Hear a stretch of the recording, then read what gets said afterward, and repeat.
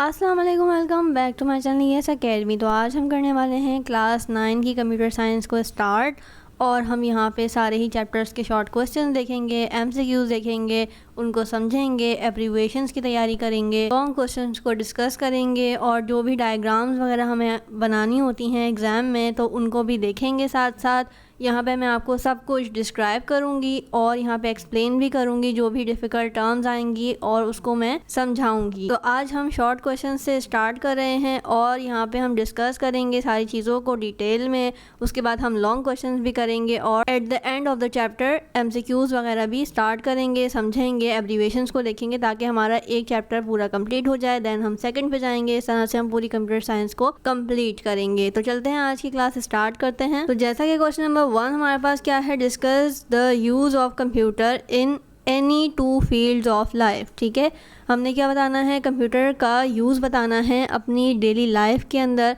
कि किस तरह से कंप्यूटर जो है वो डिफरेंट फील्ड्स के अंदर डिफरेंट जगहों पे यूज़ हो रहे होते हैं। तो आंसर में हमने क्या लिखना है, हमने लिखना है, अच्छा बहुत ज़्यादा इंपॉर्टेंट बात अगर मैं बताऊँ आपको यहाँ पे, तो आपने कंप्यूटर में इस तरह के जो क्वेश्चन आते हैं उनको आपने पॉइंट्स में लिखना है। ठीक है, जिस तरह से ये मैंने पॉइंट मार्क किए हैं, इस तरह से आपने लिखना है। और अगर आप बहुत ज़्यादा अच्छे नंबर लेना चाहते हैं तो आप इसको हेडिंग वाइज भी लिख सकते हैं, जैसे ये role of computers in education, या आप इसकी हेडिंग भी बना सकते हैं। देन आप अपना पॉइंट डिस्क्राइब कर सकते हैं। उसके बाद सेकंड में आप इस तरह से एक और हेडिंग बना सकते हैं, अवेलेबल फॉर स्टूडेंट्स या लर्न सब्जेक्ट्स की तरह से एक हेडिंग बना के आप इस तरह से इसको लिख सकते हैं। जितना ज़्यादा आप उसको एक्सप्लेन करके अच्छा सा लिखेंगे उतने ही ज़्यादा आपको चांसेस हैं कि फुल मार्क्स मिलें क्वेश्चंस के अंदर। ठीक है, तो चलते हैं अब इसका आंसर देखते हैं। जैसे कि मैंने यहाँ पे मेन हेडिंग बनाई है, use of computer in different fields of life. ठीक है, हेडिंग्स आप कोशिश करा करें कि आप बनाएं, ज़्यादा से ज़्यादा बनाएं, लेकिन उसकी लॉजिक भी होनी चाहिए। ठीक है, तो आपको अच्छे मार्क्स मिल जाएंगे। अब हमने मेन हेडिंग क्या बनाई है, एजुकेशन फील्ड के अंदर। अब हम उसको डिस्क्राइब कर रहे हैं कि किस तरह से एजुकेशन फील्ड के अंदर यूज़ होता है कंप्यूटर का। तो पहली हेडिंग, पहला पॉइंट क्या है, role of computer in education has been given a lot of importance in a recent years. ठीक है, क्या कह रहा है कि कंप्यूटर का जो रोल है एजुकेशन के अंदर वो रीसेंट ईयर्स यानी कि चंद साल गुजरे हैं अभी, उसके अंदर बहुत ज़्यादा इंपॉर्टेंस उसकी बढ़ गई है कंप्यूटर की। ठीक है, computer technology eases the process of learning. Computer technology ने क्या किया है, लर्निंग के प्रोसेस को आसान कर दिया है। ठीक है, टेक्नोलॉजी की वजह से, कंप्यूटर साइंस की वजह से, कंप्यूटर टेक्नोलॉजीज़ की वजह से हम आज घर बैठे बहुत सारी चीज़ें सीख रहे हैं, पढ़ रहे हैं, और हमें ज़्यादा से ज़्यादा नॉलेज भी हमारी बढ़ती जा रही है। वरना पहले के दौर में सिर्फ बुक्स ही होती थी जो आपकी रेफरेंस के लिए काम आती थी, कि बहुत सारे लोग लाइब्रेरीज़ में जाके डिफरेंट बुक्स देखते थे, उन पर रिसर्च करते थे, उसके बाद कोई जाके उनकी जो स्टडीज़ होती थी वो कंप्लीट होती थी। लेकिन आज के दौर में अगर आप देखें तो वो किस तरह से आपका इजी वन क्लिक हो गया है कि आप एक क्लिक पे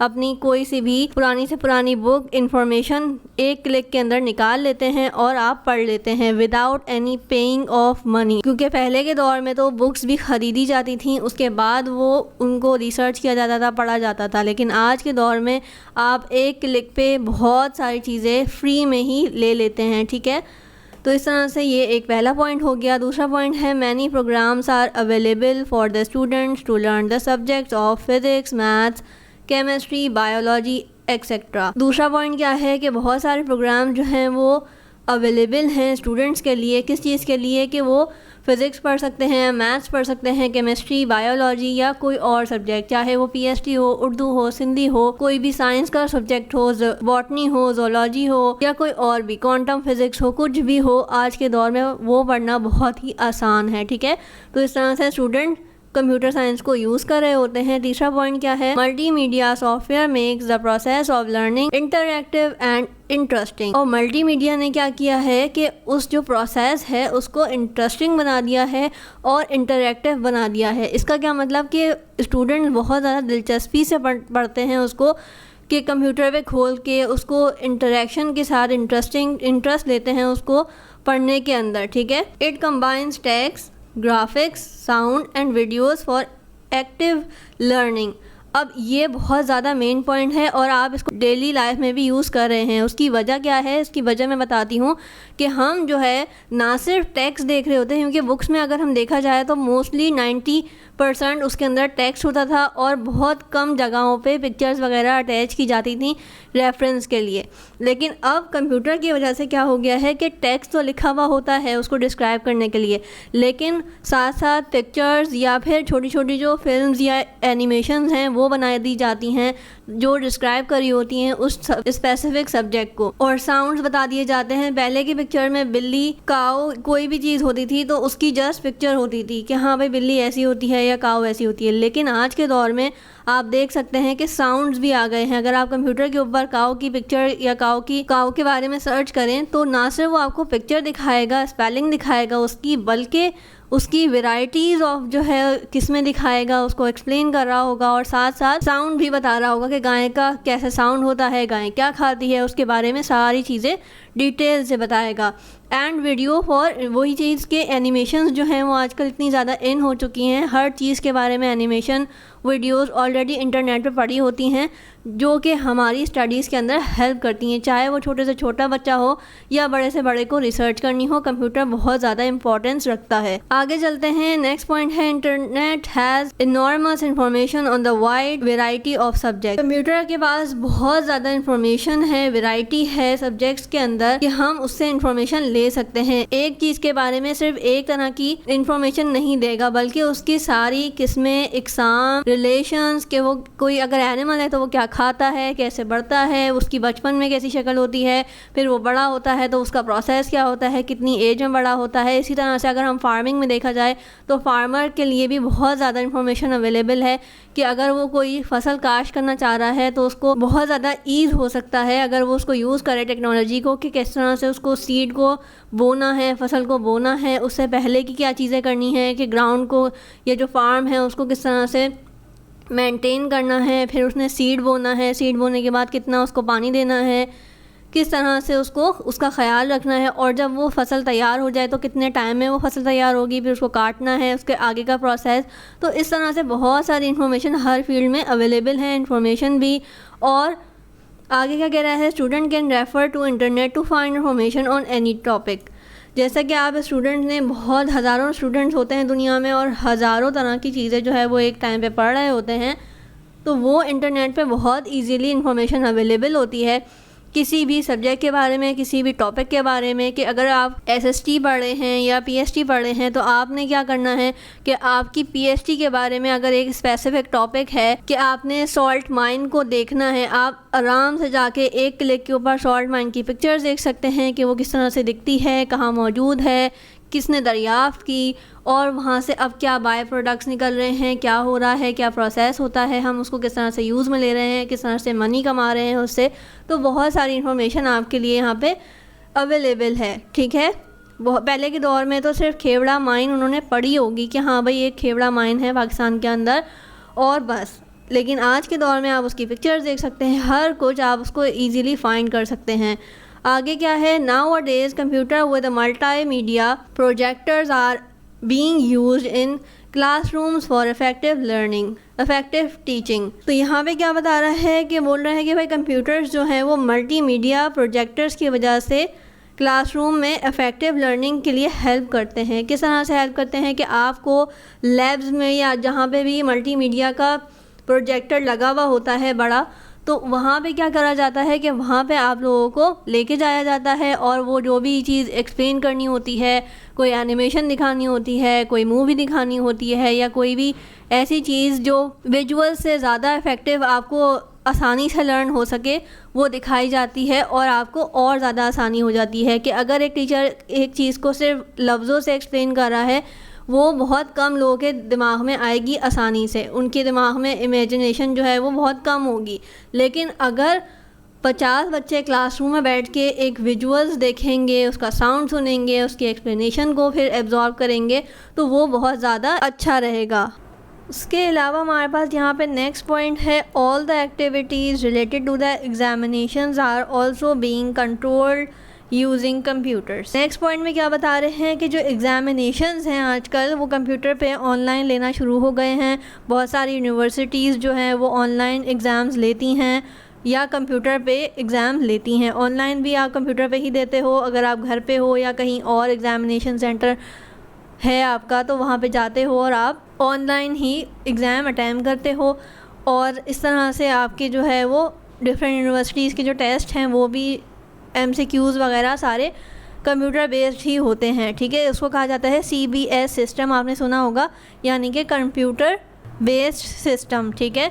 तो इस तरह से ऑनलाइन ये कंप्यूटर जो है वो एग्जामिनेशन के लिए भी यूज़ हो रहा होता है। उसके आगे क्या कह रहा है, therefore computer play an important role in the education, ठीक है। इसी तरह से वो क्या कह रहा है कि आगे जो है इसी तरह से कंप्यूटर बहुत इंपॉर्टेंट रोल प्ले करता है एजुकेशन के अंदर। नेक्स्ट पॉइंट में वो कह रहा है, today computer education is a part of circular from elementary to universities level. वही बात जो मैंने आपको बताई कि यहाँ पे छोटी क्लासेस से लेके बड़ी यूनिवर्सिटी लेवल तक, बल्कि ऑफिसेस लेवल तक कंप्यूटर जो है वो हर जगह यूज़ हो रहा है किसी ना किसी फॉर्म में, ठीक है। तो इस तरह से हमारी एजुकेशन फील्ड कंप्लीट हो गई। अब देखते हैं आगे हमारे पास कौन सा है। नंबर 2 हमारे पास कौन सी है, इंटरटेनमेंट फील्ड, ठीक है। नंबर 2 हमने कौन सी फील्ड चूज़ करी है, इंटरटेनमेंट की, ठीक है। तो उसमें क्या कह रहा है, computers are also providing variety of choices from entertainment like. पहले उसने डिफ़ाइन कर दिया कि कंप्यूटर जो है वो एंटरटेनमेंट के अंदर भी डिफरेंट तरह की वैराइटीज़ जो है वो प्रोवाइड करता है। नंबर 1 कह लें आप गेमिंग्स के अंदर, गेमिंग में कैसे यूज़ हो रहा है ये मुझसे ज़्यादा आपको बहुत अच्छे से पता होगा, क्योंकि बहुत सारे बच्चे ऑनलाइन गेमिंग के बहुत ज़्यादा शौकीन हैं। तो इसको देखते हैं, डिस्कस करते हैं। Online gaming is which players from different parts of the world can participate simultaneously। इसमें सबसे मेन पॉइंट क्या है, जो कि मुझे एक्सप्लेन करने की बिल्कुल भी नीड नहीं है, कि हमने जो है वो दुनिया में हर मुल्क से ऑनलाइन पार्टिसिपेंट ढूंढ के गेम खेले हुए हैं, चाहे वो फाइटिंग गेम्स हों, क्रिकेट के गेम्स हों, लूडो हो या डिफरेंट कुछ भी हो।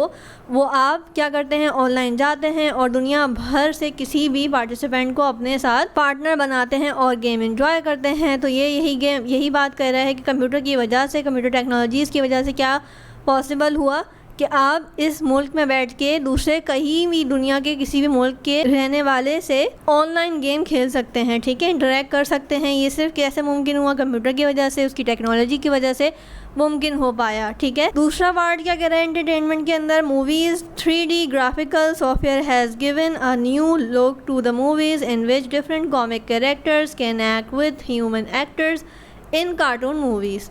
अब यहाँ पे क्या डिस्कस कर रहा है कि 3D एनिमेशंस जो हैं वो मूवीज़ की एक नई शक्ल, एक नई फॉर्म आ गई है, जिसमें कॉमिक जो है कैरेक्टर्स वो ज़्यादा मशहूर हैं ऑब्वियसली, कि वो ह्यूमन कैरेक्टर्स, ह्यूमन एक्टर जो हैं वो सिर्फ वॉइस ओवर्स कर रहे होते हैं और मूव क्या कर रहा होता है, कार्टून मूव कर रहा होता है, उसके ऊपर जो है वो वॉइस ओवर्स किए गए होते हैं। तो ये भी एक नई फॉर्म है मूवीज़ की, वरना तो यहाँ पे रियल एक्टर्स जब तक परफॉर्म नहीं करते थे तो उसको मूवी कहा जाता था, लेकिन आजकल एनिमेशंस जो है बना के बग़ैर किसी ह्यूमन एक्टर को कास्ट किए बगैर भी मूवीज़ बन रही हैं। तो ये कैसे मुमकिन हुआ, ये भी कंप्यूटर की वजह से मुमकिन हुआ। Animated film bring a big chance in the movie industries. वही बात कि एनिमेशन फिल्म जो है वो एक बहुत बड़ा चेंज है इंडस्ट्रीज़ के लिए। Photo, sounds, video editor software not only help artist and singers to produce extraordinary creations. वो कह रहे ना सिर्फ फ़ोटोज़, साउंड या वीडियो एडिटर सॉफ्टवेयर जो है उन्होंने हेल्प करी है आर्टिस्ट को या सिंगर्स को कि प्रोड्यूस करें एक्स्ट्रा ऑर्डिनरी क्रिएशन। आप देख सकते हैं कंप्यूटर के आने से ना सिर्फ एक्टर्स के लिए, आर्टिस्ट के लिए बहुत ज़्यादा अपॉर्चुनिटीज़ हो गई हैं कि वो डिफरेंट जो है वो प्लेस बनाते हैं, एनिमेशंस बना रहे होते हैं, बल्कि सिंगर्स के लिए भी बहुत ज़्यादा हेल्प हुई है कंप्यूटर के थ्रू। वो अपने सॉन्ग जो है वो एडिट कर रहे होते हैं, उसके ऊपर इफेक्ट लगा सकते हैं, ऑनलाइन जो है वो गिटार की और बहुत सारी जो चीज़ें हैं वो अपने सॉन्ग्स के अंदर वो यूज़ कर रहे होते हैं, ठीक है। ये कैसे मुमकिन हुआ, ये भी कंप्यूटर के थ्रू मुमकिन हुआ। But also in experienced people can enjoy there productive with ease of use. और ना सिर्फ सिंगर्स या एक्टर्स के लिए अच्छी बात हुई कि कंप्यूटर्स की वजह से उनको अपना काम करने में आसानी हुई, बल्कि हम जैसे ह्यूमन बींग्स के लिए अच्छी बात ये हुई कि हमें तो कोई ऐसा एक्सपीरियंस नहीं है कि हम जो है उसको प्रोड्यूस कर सकें, लेकिन हम उसको एंजॉय ज़रूर कर सकते हैं, ठीक है।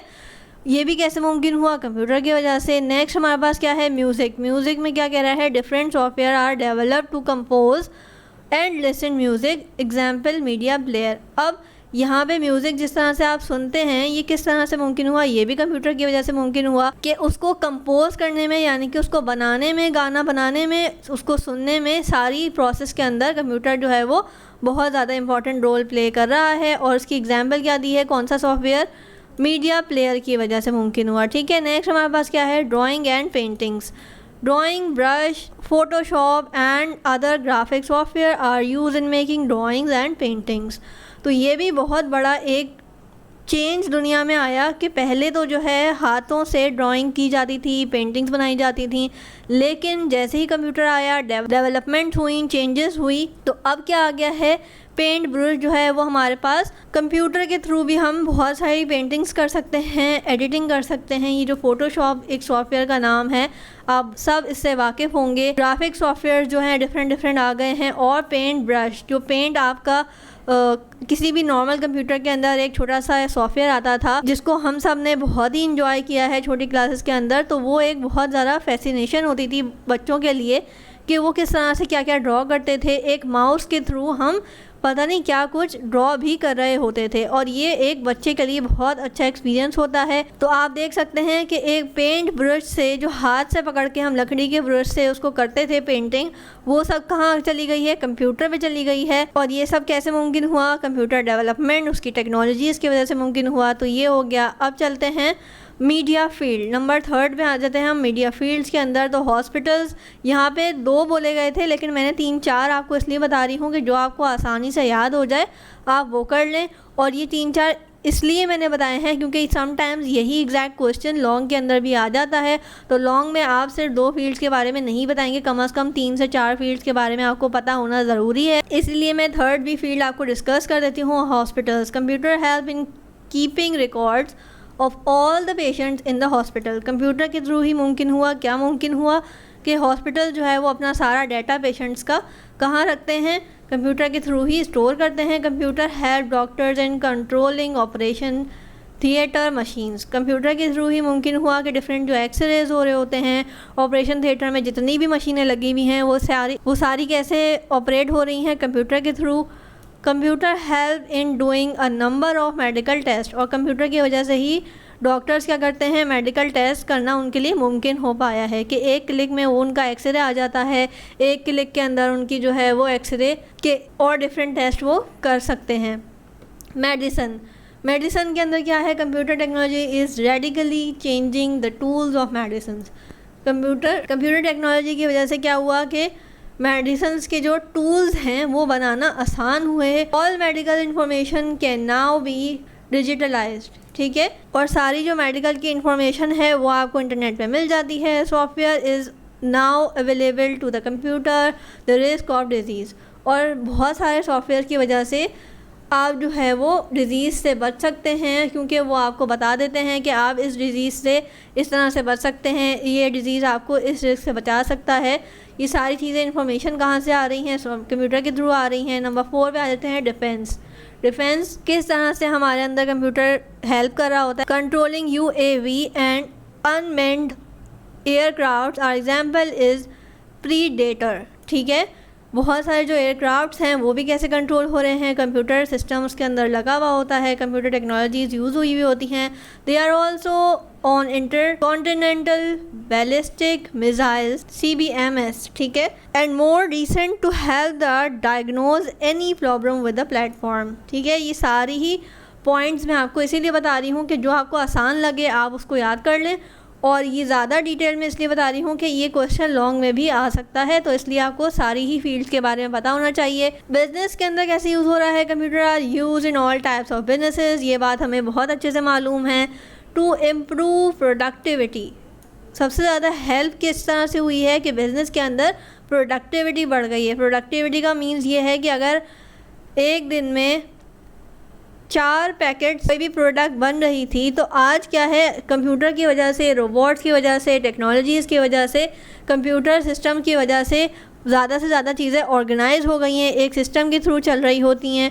तो इस तरह से हमारी प्रोडक्टिविटी अब एक दिन में 4 पैकेट्स के बजाय हम 40,000 4 लाख पैकेट्स भी जो है वो प्रोड्यूस कर रहे हैं, कंपनीज प्रोड्यूस कर रही हैं। ये सब कैसे मुमकिन हुआ? कंप्यूटर टेक्नोलॉजीज़ की वजह से। They help in running the business active efficiently, ठीक है। और ये सारी जो चीज़ें हैं वो कंप्यूटर की वजह से ही मुमकिन हुई। They are use to prepare the business document, और सारी जो उसकी बिजनेस रिकॉर्ड्स हैं, डॉक्यूमेंट्स हैं, वो किस तरह से कंप्यूटर में ही स्टोर होने लगे। रिपोर्ट्स, चार्ट्स, प्रेजेंटेशन और इन्वॉइसेस, सब कुछ जो है वो कंप्यूटर पे ही बनने लगा। इन्वॉइसेस कहते हैं जो बिल्स वगैरह आते हैं ना, सिस्टम के अंदर जो भी खर्चा हुआ है या जो भी चीज़ें लग रही हैं या इस तरह से जो सारी चीज़ें हो रही हैं, तो उसका बिल को इन्वॉइसेस कह रहे होते हैं, ठीक है। प्रेजेंटेशन, आपको पता है कोई भी मीटिंग होती है उसके अंदर प्रेजेंटेशन जो बन रही होती है उसमें भी कंप्यूटर का काम होता है। और जहाँ पे जिस तरह से शो हो रही होती है प्रोजेक्टर के थ्रू, तो वो भी प्रेजेंटेशन के ही, वो भी कंप्यूटर के थ्रू ही मुमकिन है। They help in staying in contact with employees and customers, और एम्प्लॉयज़ और कस्टमर्स से लिंक करने का तरीका भी क्या है? कंप्यूटर के थ्रू है। Important business area where computer are used, और सबसे ज़्यादा इम्पॉर्टेंट एरियाज़ कौन कौन से हैं जो कंप्यूटर बेस्ड हैं? Banking, computer technology has revolutionalise the banking business. सबसे ज़्यादा जो है वो, अगर आप देखा जाए तो बैंक के अंदर ही सबसे ज़्यादा कंप्यूटर यूज़ हो रहा होता है कि हर एक काम कंप्यूटर के थ्रू हो रहा है। Deposits and withdrawals are instantly logged into a customer's account. Accurately monthly bank statements are generated with the help of computer. Computer networks allow the amount of bill to be transferred from customers bank account to the stores.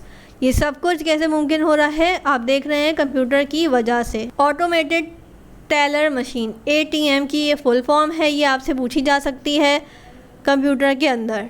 People can obtain cash any time anywhere through automated teller machine, ठीक है। ATM आप कहीं पे भी use कर सकते हैं और अपना कैश जो है वो निकाल सकते हैं। तो ये एक बहुत बड़ी सहूलत है जो कि पहले के लोगों के अंदर, पहले के लोग उसको अवेल नहीं कर सकते थे अपॉर्चुनिटी को। नेक्स्ट क्या है? बार कोड रीडर। आपने बार कोड रीडर जो है वो किसी भी ग्रोसरी स्टोर्स पे, किसी भी मार्ट पे देखे होंगे कि वहाँ पे जब बिलिंग होती है जो टीट टीट की आवाज़ आ रही होती है एक मशीन के थ्रू, तो वो क्या है? एक बार कोड रीडर है कि वो एक बार कोड टाइप का एक कोड हर आइटम पे लगा देते हैं, और जब वो उसको स्कैन करते हैं तो उसकी प्राइजेस वगैरह, उसकी क्वांटिटी जो है वो आपके बिल में शामिल होती जाती है। Computer are use in retailer stores. आपने देखा होगा बहुत सारे ग्रोसरी स्टोर्स वगैरह पे, शॉपिंग स्टोर्स पे, मॉल्स में इस तरह के बिल्स जो है वो बन रहे होते हैं। Bar code reader are link to the computer system that are use to read the bar code printed on the each product sold to prepare the bill, ठीक है। With the use of computer at retail stores, the checkout process is faster and the bill produced is accurate. अब इससे हुआ क्या कि हर चीज़ जो store वाला आपका बिल बना रहा है तो उसके लिए भी आसानी हो गई कि ये क्वांटिटी कितनी है, ये कितने प्राइस की प्रोडक्ट बंदे ने ख़रीदी है, और वो जब स्कैन करता है तो आपका बिल ऑटोमेटिकली जनरेट होना शुरू हो जाता है। वरना पहले क्या होता था कि आप कैलकुलेटर की मदद से ऐड करना शुरू करते थे कि ये प्रोडक्ट कितने की है और आपने ये 2 ली हैं तो उसका बिल कितना होगा।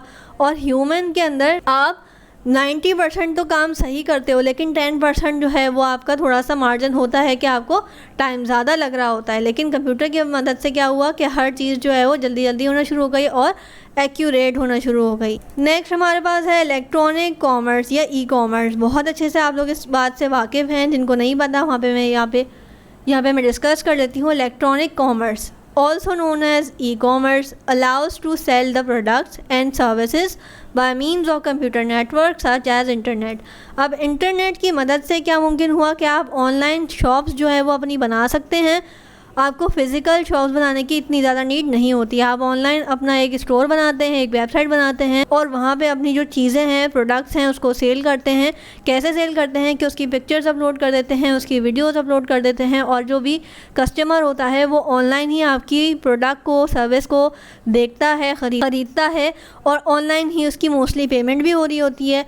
समटाइम्स कैश ऑन डिलीवरी का भी ऑप्शन होता है, लेकिन मोस्टली ट्रांजैक्शन जो है वो ऑनलाइन ही होती है, तो उसको कहा जाता है e commerce. Managerial task, computer are very helpful in running many other types of businesses that include hotels के अंदर भी आपने देखा होगा कंप्यूटर यूज़ हो रहे हैं, हॉस्पिटल्स के अंदर यूज़ हो रहे हैं, स्कूल्स के अंदर आपने देखा होगा कि आपका आईटी डिपार्ट किस तरह से काम कर रहा होता है, हर चीज़ कंप्यूटर बेस्ड होती है। ट्रैवल एजेंसीज़ वाले भी जो है वो इसी तरह से कंप्यूटर को यूज़ कर रहे होते हैं। रियल इस्टेट वाले, स्टॉक एक्सचेंज वाले, हर जगह आपने देखा होगा कि कंप्यूटर का किस तरह से यूज़ है।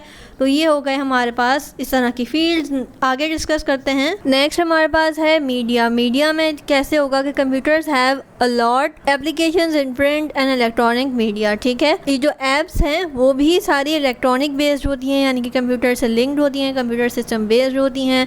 Print media refers to the mass communication through printed material. Computer technology help in preparation of the production of the newspapers, magazine, booklets and brochures, flyers, press release on books.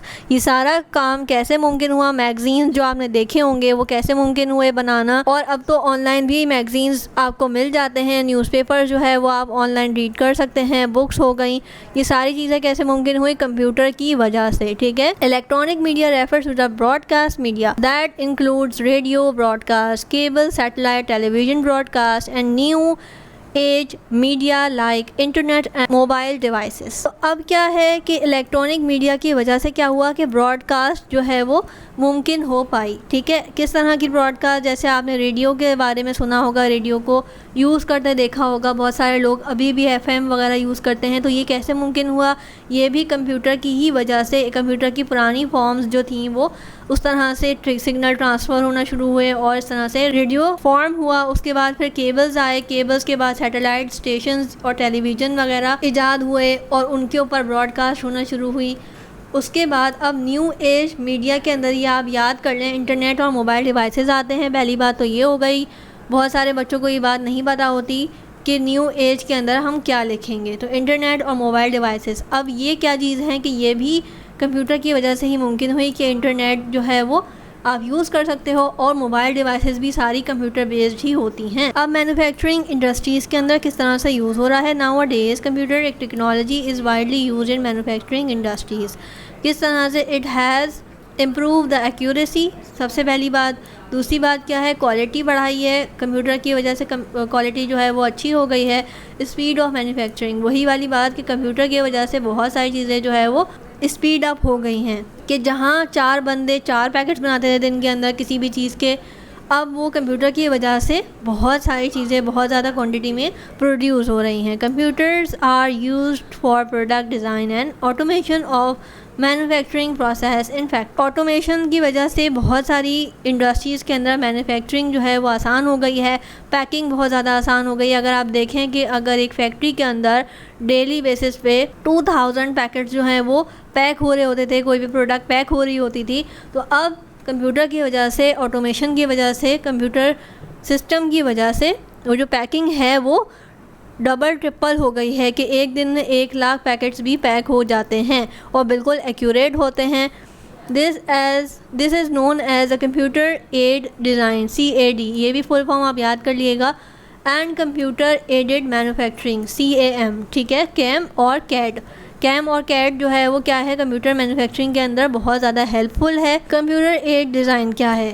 CAD involve the computers, hardware and graphics of software to create the product design. अब क्या add की वजह से क्या हुआ कि hardware जितने भी हैं और ग्राफिक्स जितनी भी चीज़ें प्रोड्यूस होती हैं कि उसकी पैकिंग क्या होगी, उसकी डिज़ाइनिंग क्या होगी, उसके कलर्स क्या होंगे पैकेट्स के, उसकी पैकेजिंग कैसी होगी, तो वो सारा कैसे मुमकिन हुआ? हम कैसे डिज़ाइन करते हैं? एड की मदद से, यानी कि CAD की मदद से। कंप्यूटर एड मैन्युफैक्चरिंग में किस तरह से हेल्प करती है? Computer involve use of computers in planning and management of production operation. जितनी भी मशीनें ऑपरेट हो रही होती हैं वो सारी कैसे मुमकिन हुई? कैम की वजह से। It help in automatically producing finished product. ठीक है, ये दोनों चीज़ें आप याद कर लीजिएगा। इसके डिफरेंस भी पूछे जा सकते हैं कि कैम और कैड जो है वो किस तरह से यूज़ होती है, कहाँ यूज़ होती है और इसके डिफरेंस क्या हैं। ठीक है, कैड और CAM technology has been applied in many industries including automobile, electronics, machine components, textile and fashion. ये सारी चीज़ें जो है वो कैसे मुमकिन है? कंप्यूटर की वजह से मुमकिन है। नेक्स्ट क्वेश्चन देखते हैं। नेक्स्ट क्वेश्चन में हमारे पास है कंपाइलर और असेंबलर में डिफरेंस बताना है। Compiler and assembler are language translator. which are used to make a program executable। ठीक है, तो असेंबलर और कंपाइलर क्या हैं?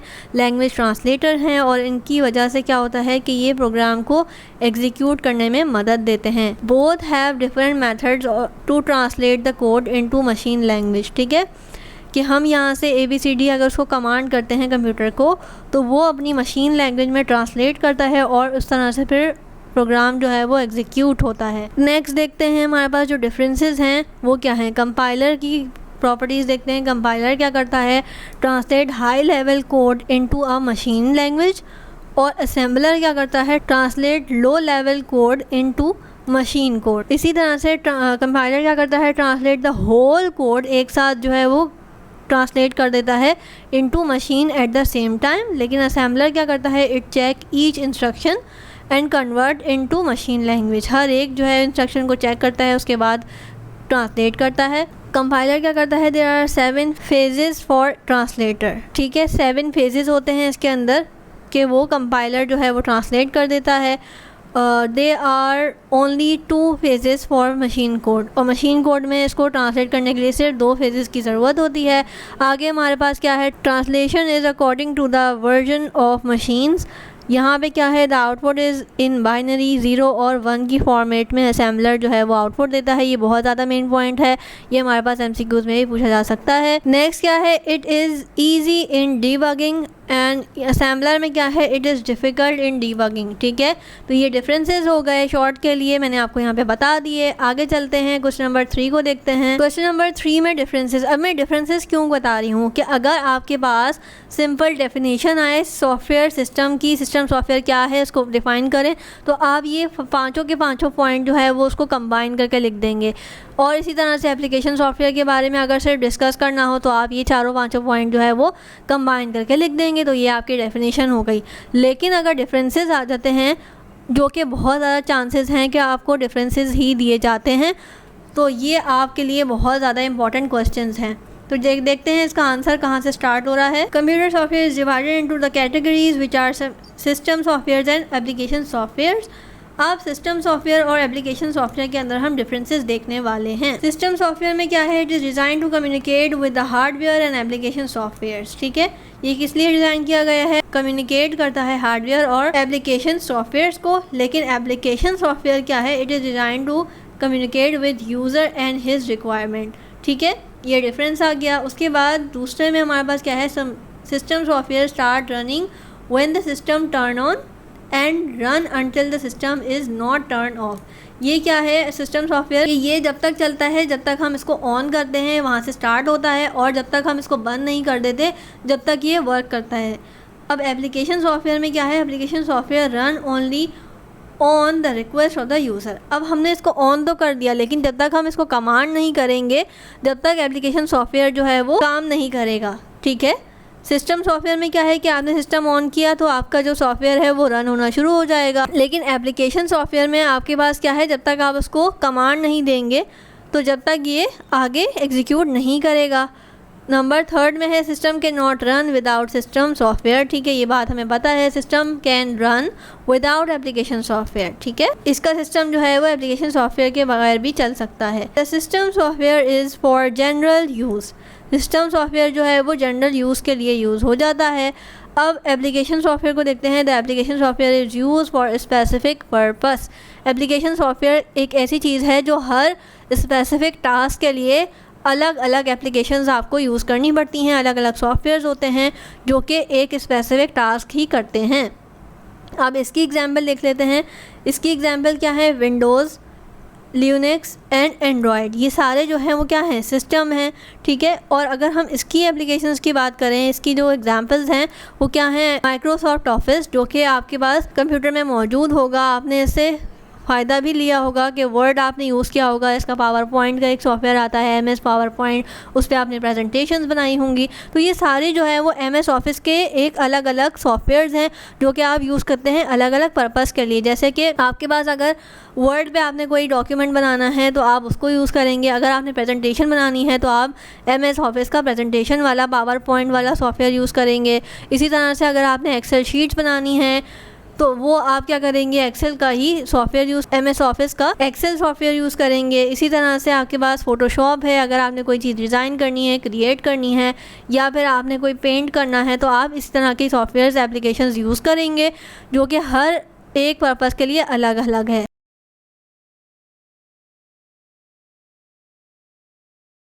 नंबर 4 पे आते हैं, describe the artificial intelligence with example. AI, हम बहुत अच्छे से वाकिफ़ हैं कि AI क्या है, लेकिन हमें एग्जैक्ट वर्ड्स नहीं पता कि किस तरह से हम इसको डिस्क्राइब करेंगे एग्ज़ाम्स के लिए, क्योंकि एक स्पेसिफ़िक वर्डिंग चाहिए होती है कंप्यूटर लैंग्वेज को पढ़ने के लिए, कंप्यूटर सब्जेक्ट को पढ़ने के लिए। तो हम देखते हैं किस तरह से हमने इसको डिस्क्राइब करना है एग्जाम्स में। Artificial intelligence, AI। The term artificial intelligence comprise of 2 words, artificial and intelligence, where the artificial means copy of something natural. ठीक है, आर्टिफिशियल क्या है, कॉपी है किसी भी नेचुरल चीज़ की, and intelligence means able to think. ठीक है, so artificial intelligence can be defined as a copy of human brain with thinking ability। artificial intelligence जो है वो एक तरह से इंस्पिरेशन है ह्यूमन ब्रेन की, ह्यूमन ब्रेन से बहुत ज़्यादा इंस्पायर्ड है artificial intelligence। ठीक है, the artificial may also be referred to any machine that displays qualities associated with a human brain such as learning, reasoning and problem solving। ये सारे काम जो है, चाहे वो लर्निंग हो, चाहे वो रीजनिंग हो, चाहे वो प्रॉब्लम सॉल्विंग हो, ये सारी काम हमारे ब्रेन बहुत अच्छे से करता है, और अभी से नहीं बल्कि जब आर्टिफिशियल इंटेलिजेंस थी भी नहीं, जब से करता है। ठीक है, तो अब इंस्पायर होके एक आर्टिफिशियल इंटेलिजेंस एक चीज़ जो है दुनिया में वजूद में आई है, जो कि अब के लोग यूज़ कर रहे हैं। According to the John McCarthy, who is known as the father of AI, AI is a science. AI क्या है, एक साइंस है, engineering of making intelligent machines specially computer programs. ठीक है, ये कोड है AI के लिए बहुत ज़्यादा इंपॉर्टेंट है, और ये फादर ऑफ AI का नाम है, आपने ये याद कर लेना है MCQs के लिए। आगे हमारे पास क्या है, AI is based on the simultaneously human intelligence in the machine that can easily mimic and execute task from the simple to more complex operations. ठीक है, नेक्स्ट हमारे पास एग्जाम्पल्स में AI की आ जाते हैं। AI is found everywhere in the modern world. Some examples are electronic mail. Emails के बारे में अगर हम देखें तो AI किस तरह से हेल्प करता है। AI electronic mail is also called the email, therefore a lot of services of email such as Gmail, Yahoo Mail and Live etc. These mail systems have AI to identify the spam emails and messages। AI किस तरह से help करता है emails के अंदर कि identify कर देता है कि ये एक स्पैम है या नहीं है। स्पैम मतलब कि एक तरह से कह लें कि एक अननोन सोर्स से आपके पास मेल आ रही हैं तो वो इसको इंडिकेट कर देता है। The AI system protect your email from viruses and frauds. ठीक है, इसके थ्रू हम क्या कर सकते हैं, सेफ रहते हैं वायरस या फ्रॉड से, किसी भी फ्रॉड ईमेल से बच सकते हैं। नेक्स्ट हमारे पास है वेब ब्राउज़र। वेब ब्राउज़र के अंदर AI कैसे यूज़ करता है कि web browser means Google Chrome, Firefox and Opera. ये तीनों चारों जो वेब ब्राउज़र्स मैंने यहाँ पे बताए हैं आपको, आपने इसको लिस्ट डाउन करना है और याद करना है, क्योंकि समटाइम्स आपके पास शॉर्ट क्वेश्चन में आ जाता है कि कोई भी 3 वेब ब्राउज़र के नाम लिस्ट डाउन करें, तो आपने ये बता देना है। And other related program which provide you safe suffering the internet. ठीक है, वेब ब्राउज़र के थ्रू आप क्या करते हैं, इंटरनेट को यूज़ करते हैं, सर्फिंग करते हैं। These programs have AI system to protect you from the harmful websites and other internet services. ठीक है, GPS एप्लीकेशन। GPS एप्लीकेशन की फुल फॉर्म सबसे पहले आपने याद करनी है, ग्लोबल पोजीशनिंग सिस्टम। ठीक है, application are use to find the best route for travelling. GPS के थ्रू हम जो है वो आसान रूट फॉर ट्रैवलिंग ढूंढ लेते हैं। GPS system are also based on AI system on the monitor traffic in real time. Accident information की आपके पास आ जाती है। उसके अलावा अबाउट बिजी रोड्स, जो कि आपको दिखा रहा होता है कि कहाँ पे ट्रैफिक जैम है और कहाँ पे नहीं है। AI is used for machine learning. It learned from our daily routines and suggests us different options. Like Google Maps suggests the best way for our daily commute. AI is vastly used in specific equipments, healthcare and space technologies.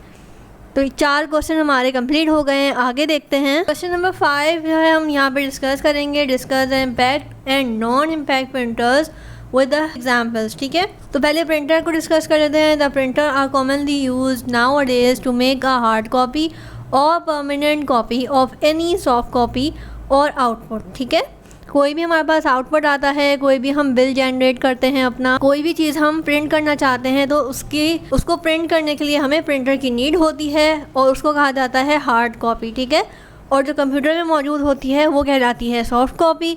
अब आ जाते हैं नीचे, क्या कह रहा है, the printer are based on the 2 types of which are impact and non impact printers. Impact printers को देखते हैं।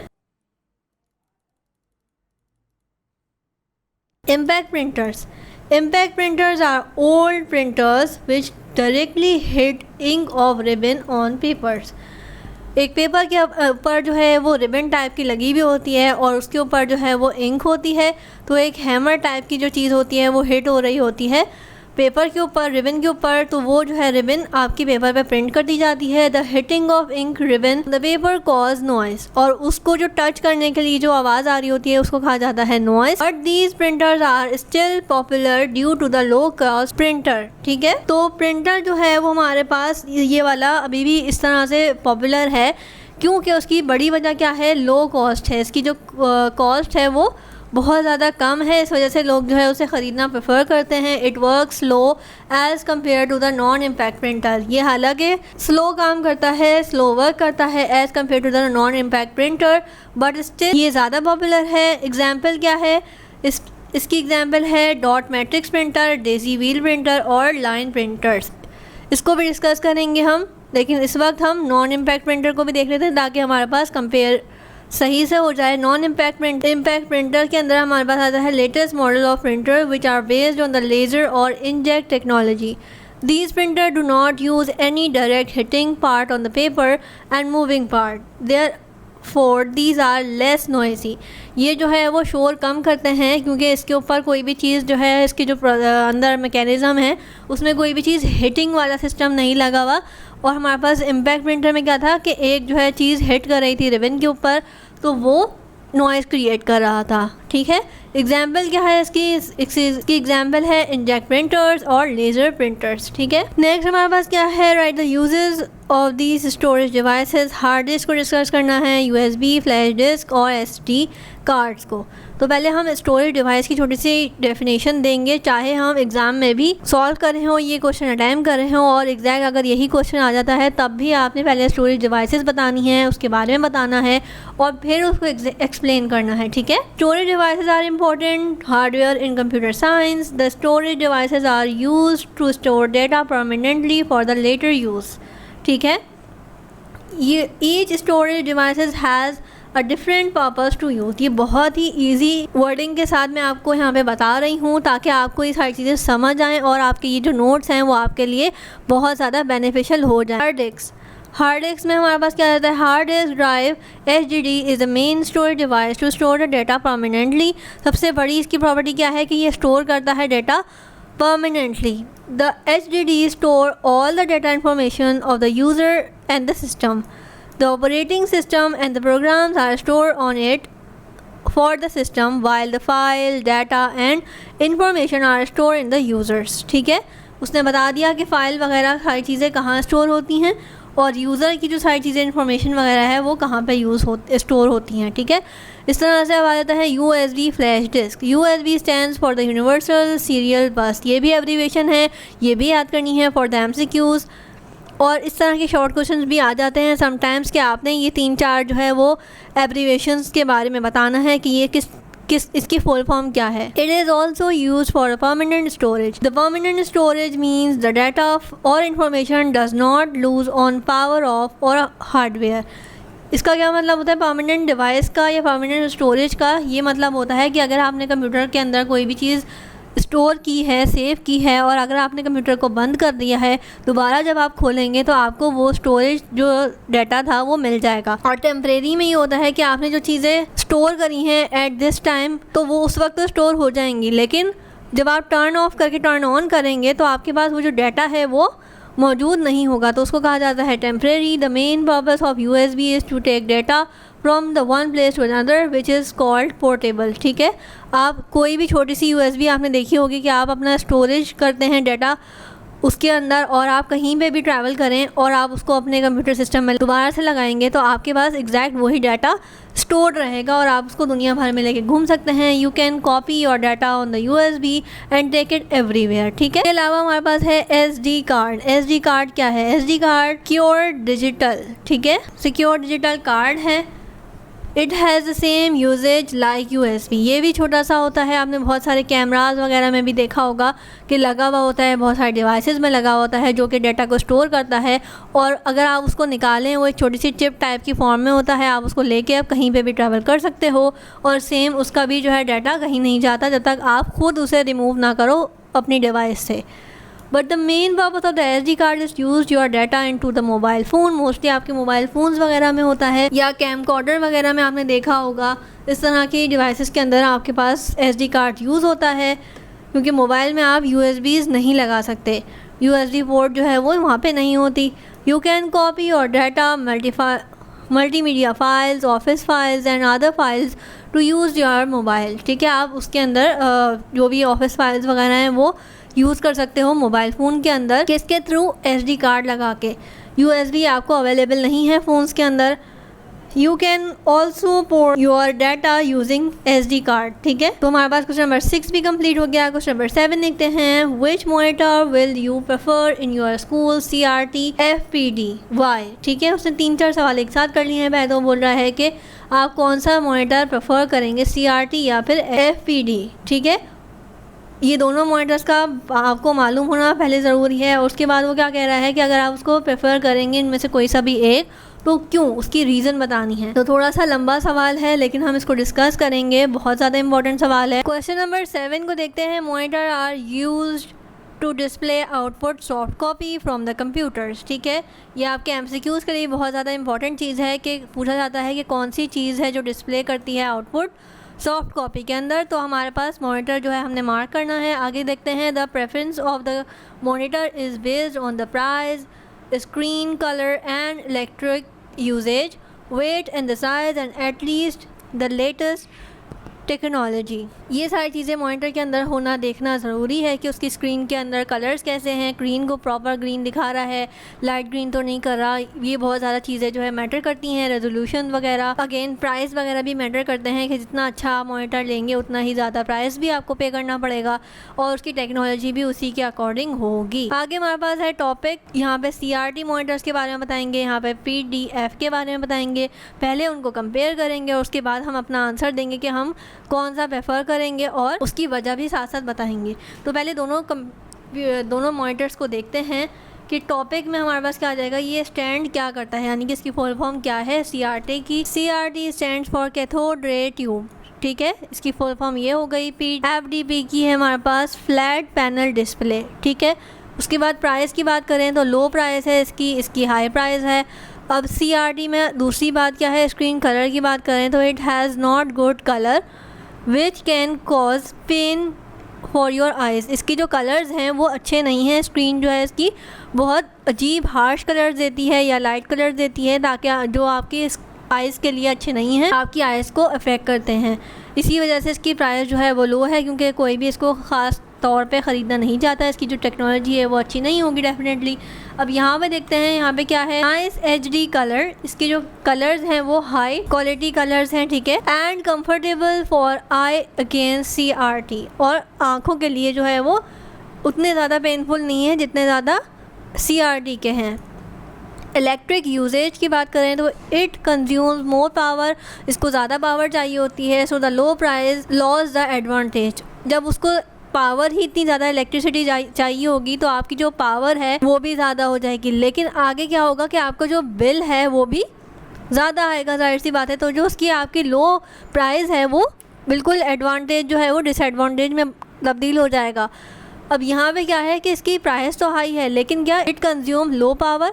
सबसे पहली बात क्या है कि कम पावर इसको चाहिए होती है। सो हाई प्राइस गॉट एडवांटेज। अब इसमें सबसे बड़ा एडवांटेज क्या है कि आप एक दफ़ा इसमें पे करके आप जो है बेनिफिशियल हो जाते हो कि आपको जो है एक ही दफ़ा पे करना है, लेकिन आपका जो दिन भर का या साल भर का बिल है वो कम आएगा। इधर आपने क्या है कि आपने एक दफ़ा तो सस्ता ले लिया, लेकिन अब आपको बहुत ज़्यादा बिल पे करना पड़ेगा, तो आपको जो है वो अच्छा फील नहीं होगा। ठीक है, वेट का और साइज़ की बात करें तो it has more weight and size. ठीक है, और इसकी बात करें तो ये जो है वो लाइट वेटेड है और इसका जो साइज़ है वो भी छोटा है। लेटेस्ट टेक्नोलॉजी की बात करें तो इट हैज़ ओल्ड टेक्नोलॉजी, इसकी टेक्नोलॉजी भी ओल्ड है और इसकी टेक्नोलॉजी जो है वो हाई है, इसी वजह से इसके प्राइस भी हाई हैं। और सबसे अच्छा इसका एडवांटेज क्या है कि ये एनर्जी जो है वो कम कंज्यूम करता है। अब यहाँ पे क्या हमने इसको आंसर करना था, तो PDF monitor are same which means flat. ठीक है, the above comparison shows the PDF monitors are perfectly against CRT, so I will prefer PDF monitors for my school. ठीक है, अब इसमें आपने सारे ही एडवांटेजेस और डिसएडवांटेजेस को डिस्कस कर लिया कि अगर मैं PDF मॉनिटर को चूज़ कर रहा हूँ तो उसकी वजूहात क्या हैं, कि भाई उसका जो डिस्प्ले है वो भी अच्छा है, आंखों के लिए बेहतरीन है। ठीक है, क्योंकि अगर आपकी आंखें चली गई या आंखों पे इफेक्ट हो गया तो आप तो दुनिया में किसी भी चीज़ के मतलब ऑब्वियसली बहुत ज़्यादा पेनफुल एक चीज़ होती है। तो सबसे पहले तो आप अपने हेल्थ इश्यूज़ को देखेंगे। ठीक है, दूसरी बात ये कि ये एनर्जी भी कम कंज्यूम कर रहा है, तो आपको ये भी एक बेनिफिट है। उसके अलावा इसका जो वेट है और साइज़ है वो भी छोटा है, तो ये भी बहुत वेल एंड गुड। उसके अलावा हमारे पास टेक्नोलॉजी भी आगे की आ रही है, लेटेस्ट टेक्नोलॉजी आ रही है, तो ये विन विन सिचुएशन है। तो इस वजह से हम जो है इसको चूज़ कर रहे हैं, हमने रीज़न भी दे दिया। Question number 8, list any 5 component present on the motherboard. Motherboard जो है हमारे पास एक CPU का पार्ट है और अब उसका कंपोनेंट्स पूछे जा रहे हैं। तो कंपोनेंट क्या आ जाएगा, माइक्रो प्रोसेसर, CPU, स्लॉट्स होती हैं, पोर्ट्स होती हैं। अब पोर्ट्स के अंदर हमारे पास, पोर्ट्स के बारे में भी आपको पता होना ज़रूरी है कि आपके पास ये भी क्वेश्चन आ सकता है कि पोर्ट्स डिफ़ाइन करें। तो ये VJ पोर्ट होती है, USB पोर्ट होती है, लेन की पोर्ट होती है, ऑडियो की पोर्ट होती है, एक ऑडियो इनपुट की पोर्ट होती है और एक ऑडियो आउटपुट की पोर्ट होती है। ठीक है, अब आ गया हमारे पास बसेस। ठीक है, उसके अंदर हमारे पास डिफरेंट बसेस होती हैं, एड्रेस बस वगैरह, वो हम आगे डिस्कस करेंगे।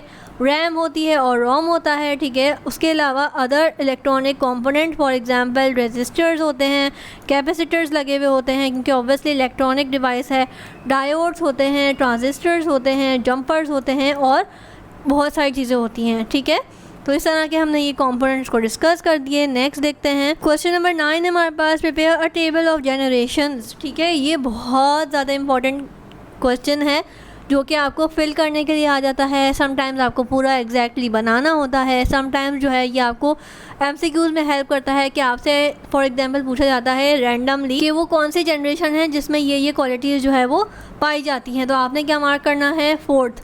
समटाइम्स ऐसा पूछा जाता है कि सेकेंड जनरेशन के अंदर पीरियड बताएं कि कहाँ से कहाँ तक है। ठीक है, तो आपने ये बताना होता है। समटाइम्स ये पूछा जाता है कि थर्ड जनरेशन जो कि यहाँ से यहाँ तक थी, उसके अंदर हमारे पास कौन सी टेक्नोलॉजी यूज़ हो रही थी, तो आपने क्या मार्क करना है, ICS।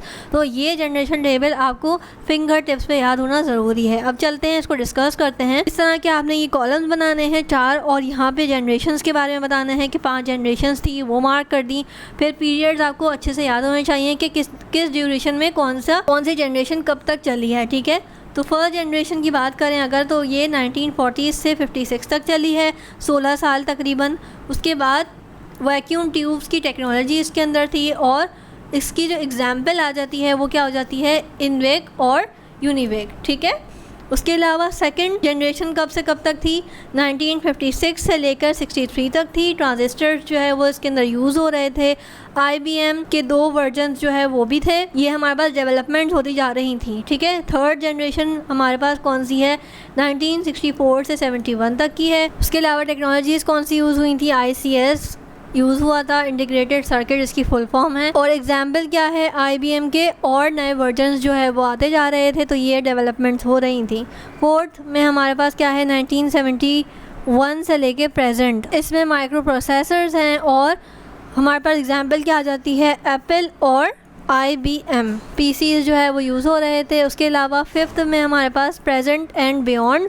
ठीक है, आर्टिफिशियल इंटेलिजेंस टेक्नोलॉजी जो है इसके अंदर मौजूद थी, आ गई थी। ह्यूमनॉइड रोबोट जो है वो टेक्नोलॉजी डेवलप की गई और इंट्रोड्यूस कराई गई। Give examples of business, education, entertainment and productive softwares. ठीक है, तो हमने यहाँ पे एक चार्ट की फॉर्म में इजी करने के लिए आपको यहाँ पर डिस्कस किया है।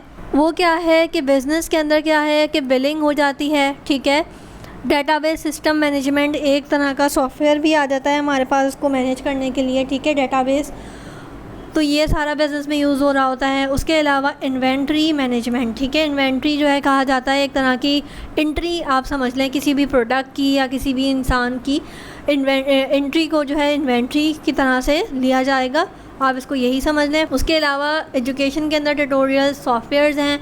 ट्यूटोरियल सॉफ्टवेयर के एग्जाम्पल में आ जाता है कि टाइपिंग ट्यूटोरियल्स और वेब ब्राउज़र जो है वो एजुकेशन की फील्ड में आ गए। फिर एंटरटेनमेंट को देखते हैं, reference softwares like dictionaries, treasures and encyclopedia. ठीक है, ये सारे एंटरटेनमेंट में आ गए। फिर मीडिया प्लेयर और वीडियो गेम्स जो है वो भी एंटरटेनमेंट है।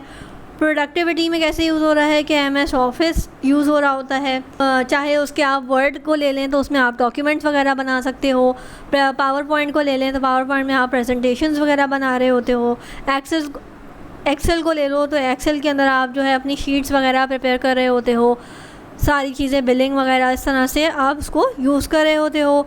ऑरिकल जो है एक तरह का लैंग्वेज या वो समझ लें आप, और यहाँ पे एडोब जो है वो उसके सॉफ्टवेयर एडोब फोटोशॉप या प्रीमियर जो है वो यूज़ हो रहा होता है। ठीक है, अब यहाँ पे आ जाता है मैच द कॉलम। तो यहाँ पे हमारे पास ये A और B कॉलम दिए हुए हैं। A कॉलम में कुछ चीज़ें लिखी हुई हैं और B कॉलम में हमने इसको मैच करना है। तो ये आ जाता है number 1, number 2, number 3, number 4, number 5, और इसी तरह से यहाँ पे आ जाता है नंबर सीरियल नंबर यहाँ पे अलॉट किए गए हैं A B C D। ठीक है, क्योंकि यहाँ पे मैं आपको इस तरह से मैच करके नहीं दिखा सकती, तो यहाँ पे मैंने आपको आसानी के लिए नंबर C कॉलम में इसके आंसर्स बता दिए गए हैं। अब इसको देखते हैं किस तरह से। अब पहला है ALU। ALU क्या करता है, नंबर B कॉलम में देखेंगे तो ALU क्या करता है, परफॉर्म अर्थमेटिक और लॉजिक ऑपरेशंस। तो हमने क्या करा है कि नंबर 1 जो है उसका ऑप्शन क्या है, D ऑप्शन है। नंबर 2 है हमारे पास इनपुट डिवाइसेस। इनपुट डिवाइसेस के आगे हमने मैच करना है कि क्या होती हैं या इसकी एग्जांपल्स क्या है। तो इनपुट डिवाइसेस जो है वो हार्डवेयर डिवाइसेस होती हैं that send data into computer. ठीक है, इस तरह से यहाँ पे नंबर 2 का आंसर हमने जी लिख भी दिया है आपकी आसानी के लिए। सेकेंडरी स्टोरेज डिवाइसेस क्या होती हैं, सेकेंडरी स्टोरेज डिवाइसेस जो है वो लार्ज स्टोरेज कैपेसिटी रखती हैं और स्टोर करती हैं डाटा को परमानेंटली। नंबर 4 में आ जाते हैं प्रोडक्टिव सॉफ्टवेयर्स क्या होते हैं। ठीक है, तो ये क्या करते हैं, हेल्प करते हैं प्रोड्यूस करने में स्प्रेडशीट, डेटाबेस, ये सारी चीज़ों को मैनेज करने के लिए और प्रोडक्टिविटी को बढ़ाने में हेल्प करते हैं। मैकेनिकल एरा, मैकेनिकल एरा को हमने यहाँ पे क्या देखना है, मैकेनिकल एरा को देखना है कि period of manually operated machine. Mechanical era को कहा जाता है कि वहाँ पे जो है कोई भी कंप्यूटर सिस्टम इस तरह से नहीं आया था और सारी चीज़ें जो है वो मैनुअली यानी कि हाथ से ह्यूमन जो है उसको ऑपरेट कर रहे होते थे। ठीक है, माइक्रो कंप्यूटर्स क्या हैं, ये रह गया हमारे पास डिजिटल कंप्यूटर्स। डिजिटल कंप्यूटर्स क्या हैं, तो डिजिटल कंप्यूटर जो है हमारे पास process information using binary number system. ठीक है, डिजिटल जो है वो बाइनरी सिस्टम्स को यूज़ करते हैं। बाइनरी नंबर सिस्टम में हमारे पास कौन कौन से नंबर्स आ जाते हैं, 0 और 1 की फॉर्म में। अब आ जाते हैं हमारे पास माइक्रो प्रोसेसर। माइक्रो प्रोसेसर क्या है, माइक्रो प्रोसेसर जो है वो PC जो है, माइक्रो प्रोसेसर PC मतलब CPU के अंदर बेसिकली आप कह सकते हैं कि ये मौजूद होता है माइक्रो प्रोसेसर। ठीक है, अब यहाँ पे हमारे पास क्वेश्चन आया हुआ था, develop a timeline for major innovation in a computer. ये आपकी आसानी के लिए बताया गया है कि बहुत सारे लोगों को, बहुत सारे बच्चों को जो है डिवाइसेस के बारे में ना मालूम होता है और ना उनको पिक्चर्स वगैरह इस तरह से अवेलेबल होती हैं। तो यहाँ पे मैंने आपकी आसानी के लिए क्या किया है कि ये इस तरह का चार्ट बना लिया है जहाँ पे मैं डिस्कस करूँगी कि ये मैकेनिकल एरा को डार्क एज भी कहा जाता है। अब इसके अंदर क्या है, एबेकस है, एबेकस की इन्फॉर्मेशन लिखी हुई है कि एबेकस जो है वो कब इन्वेंट हुआ और ये क्या था। तो ये प्रोटोटाइप कंप्यूटर था, उसको दूसरा इसका नेम क्या था, काउंटिंग फ्रेम भी कहा जाता था। उसके बाद क्या आया, नेपियर बोन्स आया, उसको इन्वेंट कब किया गया था ये लिख दिया, किसने इन्वेंट किया था ये भी बता दिया गया। इट कंटेन 10 डॉट्स, इसकी जो है वो 10 डॉट्स होती थी। आप इसको पिक्चर में भी देख सकते हो। It was use for multiplication and division. ठीक है, उसके बाद क्या आया, स्लाइड रूल आया। स्लाइड रूल की शक्ल इस तरह से थी और हमारे पास ये कब इन्वेंट हुआ, 1622 में इन्वेंट हुआ। किसने इन्वेंट किया, विलियम ने इन्वेंट किया। और इसका जो it has a scale which were used to multiply and divide numbers. उसके बाद हमारे पास क्या आया, पास्कल और पास्कल कैलकुलेटर। पास्कल कैलकुलेटर भी आप इसको कह सकते हैं। तो ये कब इन्वेंट हुआ, 1642 में इन्वेंट हुआ।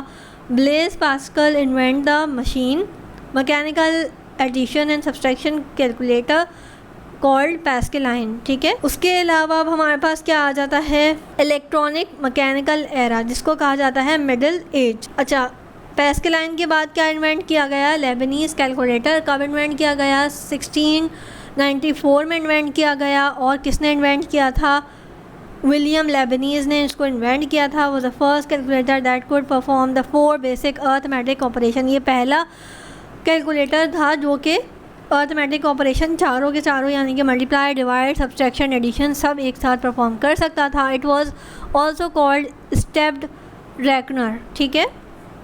उसके बाद लेबनीज़ के बाद क्या इन्वेंट हुआ, थर्ड जनरेशन ऑफ कंप्यूटर आ गई। और उसमें क्या इन्वेंट होना शुरू हुआ, टेक्नोलॉजी यूज ICS। अब ICS जो है वो यूज़ होना शुरू हो गया। उसके बाद हमारे पास क्या इन्वेंट हुआ, फिर हमारे पास हुआ इन्वेंट चार्ल्स बेबेज। अब चार्ल्स बेबेज ने 2 तरह की ये जो है इंजन जो है वो बनाए थे। अब पहला देखते हैं, एनालिटिकल इंजन जो है वो 1837 में बनाया था। और ये क्या था, first design concept of a general purpose computer. इसने जो है वो कॉन्सेप्ट दिया था जनरल पर्पस कंप्यूटर्स का। और यहाँ पे हमारे पास दूसरा आ जाता है वो बेबेज डिफरेंस इंजन आ जाता है कि उसने एक और इंजन बनाया था जो कि क्या था, कब इन्वेंट हुआ, 1822 में इन्वेंट हुआ, जो कि पहले इन्वेंट हुआ था। और ऑटोमेटिक मैकेनिकल कैलकुलेटर था, ठीक है। पहले उसने डिफरेंस इंजन बनाया और उसके बाद उसने क्या बनाया, एनालिटिकल इंजन बनाया। उसके बाद आ जाते हैं हम इलेक्ट्रॉनिक मैकेनिकल एरा पे। तो उसमें क्या इन्वेंट हुआ, पहले हर्मन हॉलैंड मशीन इन्वेंट हुई 1890s में। और यूज़ कब इसका जो यूज़ था वो क्या था, US 1918 सेंसस जो है इसमें कैलकुलेट की गई, इसमें जो है वो हेल्प किया। उसके बाद क्या बना, उसके बाद जो है वो बना हमारे पास electronic era, modern age. Middle age देख लिया, अब हमारे पास क्या आ जाता है, मॉडर्न एज। तो मॉडर्न एज में हमारे पास क्या बना, फर्स्ट जनरेशन ऑफ कंप्यूटर 1940 से 1956 तक। उसमें हमारे पास वैक्यूम ट्यूब्स की टेक्नोलॉजी यूज़ की गई थी। इसकी शक्ल ये रही, इसकी जो पिक्चर है। उसके अलावा उसके आगे चलते हैं तो सेकंड जनरेशन आ गई। सेकंड जनरेशन में हमारे पास ट्रांजिस्टर यूज़ हुए और ट्रांजिस्टर्स कुछ इस तरह से दिखते हैं। उसके बाद हमारे पास आ जाता है, आप इसको वीडियो को जूम करके देख सकते हैं जो भी पिक्चर्स आपने देखनी है। उसके बाद हमारे पास क्या आ गया, थर्ड जनरेशन। थर्ड जनरेशन के अंदर क्या यूज़ हुआ, ICS यूज़ हुआ। ICS के बाद फोर्थ जनरेशन आ गई। फोर्थ जनरेशन हमारे पास 1971 में जो है यूज़ हुई। क्या यूज़ हुआ, माइक्रो प्रोसेसर्स यूज़ हुए। माइक्रो प्रोसेसर्स के बाद हमारे पास फिफ्थ जनरेशन आ गई। और फिफ्थ जनरेशन के अंदर हमारे पास आर्टिफिशियल इंटेलिजेंस आ गई, जिसमें हमारे पास ये रोबोटिक टेक्नोलॉजीज़ जो है वो इंट्रोड्यूस कराई गई। तो ये था हमारे पास एक तरह का जनरेशन टेबल, जिसके अंदर मैंने आपको सारा बता दिया कि कौन कौन सी डिवाइसेस थी और किस तरह से ये यूज़ की गई, ठीक है, इन अ शॉर्ट वे। अब आ जाते हैं, prepare a list of input and output devices and right there uses and function. तो पहले इनपुट डिवाइसेस को देख लेते हैं। इनपुट डिवाइसेस में आ जाता है कीबोर्ड। कीबोर्ड का फंक्शन क्या है, it is the most common text entering device. It is use to enter data usually in the text form और to perform other controlling function. Controlling function में आपके पास keyboard पे ही देखें तो हमारे पास F1, F2 और F12 तक सारे F जो है वो गिवन होते हैं इस तरह से। तो इसको फंक्शन कीज़ कहा जाता है जो कि डिफरेंट परफॉर्म जो है वो फंक्शंस करते हैं। उसके अलावा हमारे पास आ जाता है mouse and track balls. Track balls बहुत कम लोगों ने देखी होंगी, लेकिन अभी भी आप इसको सर्च कर सकते हैं इसके बारे में। माउस से तो हम सभी वाकिफ़ हैं। फंक्शन क्या करते हैं, इन दोनों का फंक्शन सेम होता है। They are input pointing devices that are used for the quick movement of cursor on the screen, needed usually in graphic mode, ठीक है। उसके बाद टच पैड या ट्रैक पैड, फंक्शन क्या होता है इसका, ये इनपुट पॉइंटिंग डिवाइस होती है, लेकिन इसमें क्या होता है, usually found in laptops as a substitute for the mouse, ठीक है। आपके पास जो छोटा सा बॉक्स होता है वो टच पैड कहलाता है और जिस पे आप अपना लैपटॉप का माउस भी उसको कहा जाता है अगर हम आसान ज़बान में बोले तो वो उसका क्या नाम होता है, टच पैड होता है। It allow you to move and control the cursor of the screen using finger, ठीक है। नंबर 4 पे आता है इमेज स्कैनर। इमेज स्कैनर का फंक्शन क्या होता है? Scanner are input devices that are convert image into electronic format understandable by computers through the light sensing. Image scanner क्या है? लाइट सेंसिंग की वजह से आपको जो है वो अंडरस्टैंड करता है, ठीक है, इलेक्ट्रॉनिक फॉर्मेट को, और इमेज को कन्वर्ट कर देता है।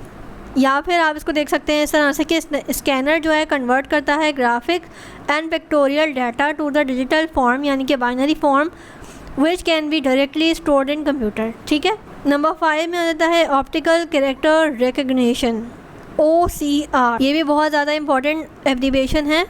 ये क्या करता है? इसका फंक्शन क्या होता है? OCR are also type of image scanner and input device. It occurs when a device scans a clear printed surface and translate the image into machine readable form that computer understand, ठीक है। वो भी वही काम करता है जो हमारे पास ऊपर वाले स्कैनर्स ने किया था। OCR कंप्यूटर एक इनपुट डिवाइस है। It is design to convert the scanned image of written, typed या प्रिंटेड टेक्स्ट को डिजिटल फॉर्म में करने के लिए इसको यूज़ किया जाता है। या आपने कोई भी हैंड रिटन नोट लिखा, उसको आपने कंप्यूटर में कन्वर्ट करना चाह रहे हैं कि कंप्यूटर में ये किसी तरह से सेव हो जाए, तो ये आप OCR के थ्रू कर सकते हैं। माइक्रोफोन्स क्या है? माइक्रोफोन्स जो है वो use to accept the sound input and convert it into digital audio format. यानी कि साउंड क्या है? आप अपने माइक्रोफोन्स के अंदर, यानी कि आप एक फ़िज़िकल डिवाइस आप इसको यूज़ कर रहे होते हैं। किस तरह से? अगर आप फ़ोन्स के अंदर देखें अपने, तो आप यहाँ से बोल रहे होते हैं और माइक्रो प्रोसेसर्स क्या कर रहे होते हैं कि आपकी जो फॉर्म है ऑडियो की, उसको कन्वर्ट कर देते हैं डिजिटल या इलेक्ट्रॉनिक सिग्नल्स के अंदर, ठीक है।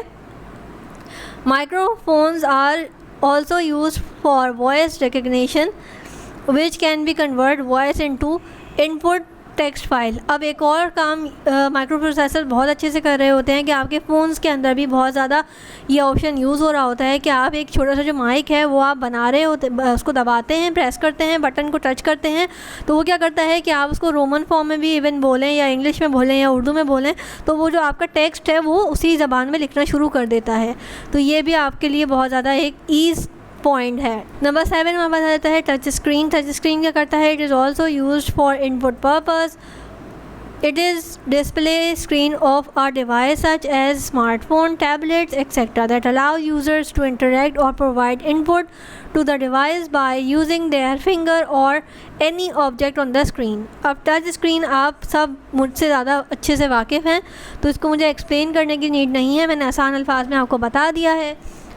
ये सारी चीज़ें मैं इसलिए बता रही हूँ कि हम इस तरह से रोज़ाना एक लेक्चर, एक क्लास लिया करेंगे ताकि हमें जो चैप्टर्स हैं उनकी बेसिक्स पता हो, उनकी समरी पता हो और उनको डिटेल में डिस्कस भी कर रहे हैं। इसीलिए कि आपको एक तरह के ये नोट्स प्रोवाइड कर रही हूँ मैं, ताकि आप इसको याद कर सकें और क्लास ले सकें, ताकि आपको समझ भी आए कि आप पढ़ क्या रहे हैं और इस चैप्टर में क्या एक्सप्लेन किया गया है। अब आ जाते हैं मैग्नेटिक इंक। मैग्नेटिक इंक क्या है? Character recognition, MICR and magnetic strip reader are also used for input purpose. MICR computer input device is used to design to read the text printed with the magnetic ink, ठीक है। ये भी read करता है data को, text को। उसके अलावा हमारे पास क्या है? Digital camera. It is input device as it captures the image and record the videos digitally and then store them on a memory card। जो SD कार्ड के बारे में बात कर रही थी वो मैंने आपको बताया था ना कि कैमरा वगैरह में भी यूज़ होता है, तो उसको मेमोरी कार्ड या SD कार्ड भी कहा जाता है, ठीक है। अब आ जाते हैं हमारे पास वेब कैम क्या है। वेब कैम को डिस्कस करते हैं, उसका फंक्शन देखते हैं। वेब कैम क्या है? Any camera which is connected to the computer is called web cam. Skype वगैरह के लिए काफ़ी ज़्यादा यूज़ होते थे, एक टाइम था, तो आपने उनको देखा होगा कि किस तरह से वो आपकी जो पिक्चर है वो ऑनलाइन वीडियो कॉल के लिए बहुत ज़्यादा हेल्पफुल होती थी। It is an input device as it take pictures and can be use to record the videos if required, ठीक है। The pictures and the videos are stored in the computer memory and can be displays on the screen if required. तो ये सारी चीज़ें कहाँ store होती थी? Computer के अंदर होती थी कि उसकी पिक्चर्स या वीडियोस आप वेब कैम के थ्रू बना सकते थे। Biometric device. Biometric device refers to the process in which a person is identified through और हिज और her biological features such as fingerprints, eye, cornea and face structure. अब biometric devices क्या हैं? आपने बहुत सारी जगहों पे देखी होंगी कि अटेंडेंस के लिए या किसी डाटा के लिए, इंफॉर्मेशन के लिए आपके पास ये डिवाइसेस लगाई जाती हैं कि हर इंसान का डाटा जो है वो एक तरह की कह लें आप, कि हर इंसान का हमें पता है कि दुनिया में फ़िंगरप्रिंट जो है वो किसी से भी मैच नहीं करता, हर इंसान का फिंगरप्रिंट यूनिक होता है। तो हम क्या करते हैं, एक तरह की इसको पासवर्ड या लॉक की तरह से समझ लें कि हमने एक डाटा या एक पूरा प्रोजेक्ट बनाया और उसकी की क्या रख दी, उसका पासवर्ड क्या रख दिया, फिंगरप्रिंट। अब हम जब भी उस पर फिंगरप्रिंट लगाएंगे तो वो सारी इन्फॉर्मेशन जो हमने स्टोर की थी वो हमारे सामने ले आएगा, ठीक है। इस तरह से पहले तो सिर्फ फिंगरप्रिंट्स थे, अब हमारे पास डेवलपमेंट होती जा रही है। तो आई कॉर्निया, हमारे पास जो आई कॉर्निया है वो भी हर इंसान का यूनिक होता है दुनिया में। तो हमारे पास ये भी एक तरह के की या पासवर्ड के लिए यूज़ हो रहा होता है कि अगर हम इसको स्कैन करते हैं तो हमारे पास वो डाटा इन्फॉर्मेशन जो है वो सामने आ जाता है, चाहे वो हमारी पर्सनल इन्फॉर्मेशंस हों या जो भी हमने उसके अंदर स्टोर किया होता है डाटा के अंदर, वो सारा कुछ आ जाता है। इस तरह से फेस स्ट्रक्चर, अगर हम अपनी फेस आईडी लगाते हैं फ़ोन्स के अंदर तो आप देख सकते हैं कि आप अपना फ़ोन आसानी से अनलॉक कर सकते हैं। जो भी आपने डाटा फीड किया होगा अपने डिवाइस के अंदर, आप उसको अनलॉक कर सकते हैं फेस स्ट्रक्चर की थ्रू, ठीक है। It is done by using biometric device which can be on different types based on the scanning features and abilities such as. अब हमारे पास कौन कौन सी और डिवाइसेस आ गई हैं इसी से रिलेटेड? फेस स्कैनर आ गया है, हैंड स्कैनर जिसमें हमारे पास फिंगरप्रिंट्स भी आ जाते हैं, और एक हाथ का पूरा भी आ जाता है कि आप पूरा अपना हाथ का जो पंजा है वो आप इसको मशीन के ऊपर रखते हैं, वो स्कैन करती है और आपकी जो चीज़ है वो अनलॉक हो जाती है। उसके बाद फिंगरप्रिंट स्कैनर मैंने आपको बता दिया। रेटिना या फिर आइरिस स्कैनर जो मैंने आपको ऊपर बताया था, आई कॉर्निया, उसको आप रेटिना जो है आपका स्कैन होता है या आइरिस जो है वो स्कैन होती है, तो आपके पास वो सारी इन्फॉर्मेशन डाटा आ जाता है जो आपने फीड किया होता है। वॉइस स्कैनर, यानी कि समटाइम्स आपकी जो है वॉइस एज अ की या एज अ पासवर्ड यूज़ होती है कि आप समटाइम्स कोई कोड वर्डिंग बोलते हो तो वो चीज़ अनलॉक हो जाती है जो आपने स्कैन की होती है या जो आपने फीड की होती है। आउटपुट डिवाइसेस आ जाते हैं। अब आउटपुट डिवाइसेस में सबसे पहले आ जाता है मॉनिटर। मॉनिटर क्या करता है, सॉफ्ट कॉपी शो करता है डिवाइस में, ठीक है। दूसरा हमारे पास क्या आ जाता है, एक तरह का ये टीवी लाइक स्ट्रक्चर होता है जो कि डिस्प्ले करता है डाटा को by small bright dots called pixels, ठीक है। पिक्सल की भी यहाँ पे डेफिनेशन मैंने आपको बता दी कि पिक्सल क्या है, बहुत छोटे छोटे डॉट्स होते हैं जो कि मिल के कोई भी लेटर, कोई भी इमेज बना रहे होते हैं।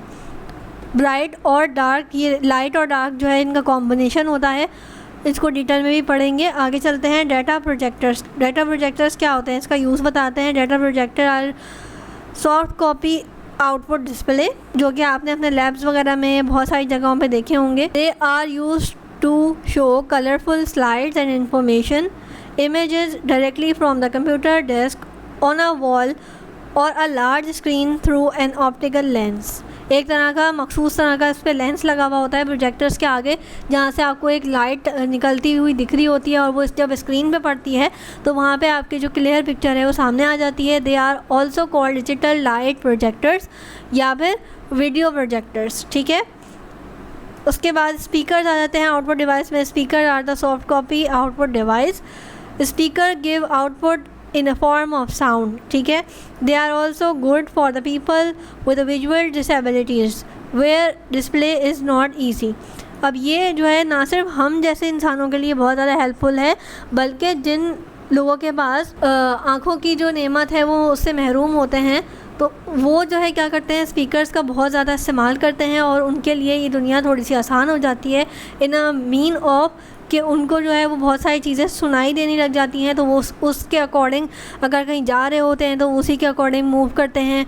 कोई चीज़ उनको अगर हार्मफुल कोई हर्डल आ रहा है तो वो उस चीज़ से हेल्प लेके स्टॉप हो जाते हैं और अपनी जो डायरेक्शन है वो चेंज कर लेते हैं, और बहुत सारे काम जो है स्पीकर्स की हेल्प की थ्रू वो मुमकिन हो पाता है। प्रिंटर्स देखते हैं। प्रिंटर्स क्या हैं? Printers are hard copy output device हैं। उसके अलावा they usually give output on a paper and can print both text and graphics। Plotters क्या हैं? Plotters are the hard copy output device like printer। It gives image on a paper but typically used to print a large format images such as maps construction drawing या फिर advertisement hoarding, यानी कि billboards वगैरह की जो बड़ी बड़ी चीज़ें हैं, या मैप्स हो गए बहुत ज़्यादा बड़ी डिटेल में बड़े साइज़ में, या कंस्ट्रक्शन की जो डिज़ाइन होते हैं, जो भी आर्किटेक्चर वगैरह इस तरह से डिटेल में बनाना होता है, बताना होता है बड़ी पिक्चर, तो वो प्लॉटर्स के थ्रू ही मुमकिन होता है।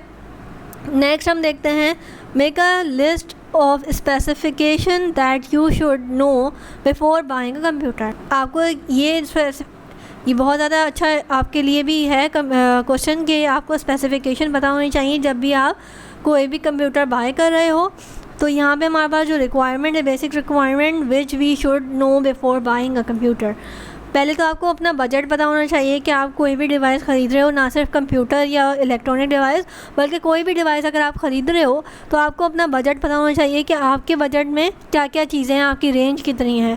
नंबर 2, बाइंग डेस्कटॉप या लैपटॉप, ये दो चीज़ें हैं कि अगर आपने डेस्कटॉप कंप्यूटर्स लेने हैं वो भी आपको मालूम होना चाहिए, या अगर आपकी प्रेफरेंस है कि मैं लैपटॉप ले लूँ तो वो भी आपको पता होना चाहिए, ताकि आप उसी की फिर आगे इन डेप्थ देखें, उसकी स्पेसिफिकेशन उसी के अकॉर्डिंग देखें। ठीक है, उसके बाद फिर आप आ जाते हैं, अब सबसे पहले आप देखते हैं प्रोसेसर क्या है। अगर आप कोई लैपटॉप भी बाय कर रहे हैं या कोई डेस्कटॉप कंप्यूटर बाय कर रहे हैं तो आपने उसका क्या देखना है, प्रोसेसर, कि ये प्रोसेसर इसका कितना अच्छा है, कितना पावरफुल है। उसके बाद आप देखते हैं रैम, कंप्यूटर की मेमोरी कितनी है, 1 GB है, 1 GB से 4 GB तक हमारे पास यहाँ पे रेंज मौजूद है कि इसके अंदर आपको देखनी होती है कि 1 GB चाहिए, 2 GB। अब ये जितनी ज़्यादा आप मेमोरी बढ़ाते जाएंगे उसकी जो है प्राइस भी उसी के अकॉर्डिंग बढ़ते भी जाएंगे, अकॉर्डिंग टू ऑपरेटिंग सिस्टम। अच्छा, ऑपरेटिंग सिस्टम में हमारे पास आ जाते हैं 32 बिट्स या 64 बिट्स, तो ये इन्फॉर्मेशन आपको मालूम होना ज़रूरी है। उसके अलावा हार्ड ड्राइव और SD कार्ड, यानी हार्ड ड्राइव और SSD, यानी कि आपको मालूम होना चाहिए कि ये कहाँ कितनी है मतलब इसके अंदर डाटा वगैरह स्टोर हो सकता है। नंबर 6 है हमारे पास ग्राफिक्स एंड रेजोल्यूशन या स्क्रीन साइज़, कि आपकी जो आइज़ हैं उससे अफेक्ट तो नहीं हो रही, उसका जो कलर डिस्प्ले है वो अच्छा है या किस तरह का है। Computer softwares, operating system, Windows 10, Vista, ये सारी जो है चीज़ें हैं आप उससे ऑपरेट कर सकते हो या नहीं कर सकते, और कितना वो पावरफुल है कि आपकी ये सारी चीज़ें जो है वो बर्दाश्त कर सकता है। एंटीवायरस आपके कंप्यूटर में मौजूद है या नहीं है। Internet connecting facilities like modem या वाईफाई वगैरह उस पर कनेक्ट हो सकता है या नहीं हो सकता। और साउंड कार्ड, और भी बहुत सारी चीज़ें होती हैं, लेकिन ये जनरल 10 चीज़ें 3 जो मैंने लिस्ट कर दी। उसके बाद देखते हैं list analogue, digital and hybrid devices from your surroundings. तो हमारे पास सबसे पहले एनालॉग डिवाइसेस देख लेते हैं। स्पीडोमीटर ऑफ अ कार, जो आपके कार के अंदर स्पीडोमीटर जो आपकी स्पीड बता रहा होता है वो भी एनालॉग डिवाइस है।